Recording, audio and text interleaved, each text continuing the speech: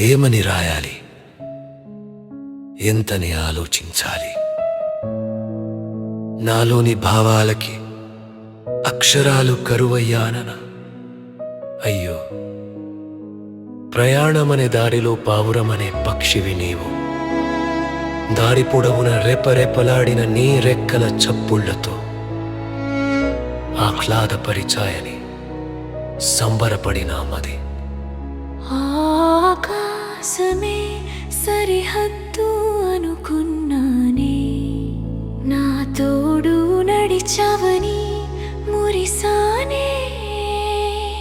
క్షణంలో ఆగిపోయిన రెక్కల చలనం, మాటకి పలుకులేని మౌనమా.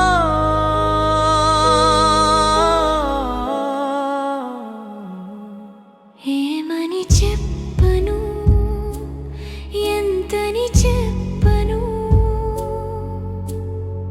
రెప్పమాటున నేల కొరిగి వాలిపోతున్న మనసు లేని మనిషిలా నిలిచిన నా ప్రతిరూపమది. నిస్సహాయంగా కదలలేని శిలలా మిగిలిన నా రూపమది. ఇదిగో ఇలా అక్షర రూపమై నీ జ్ఞాపముగా మిగిలిపోతున్నాను.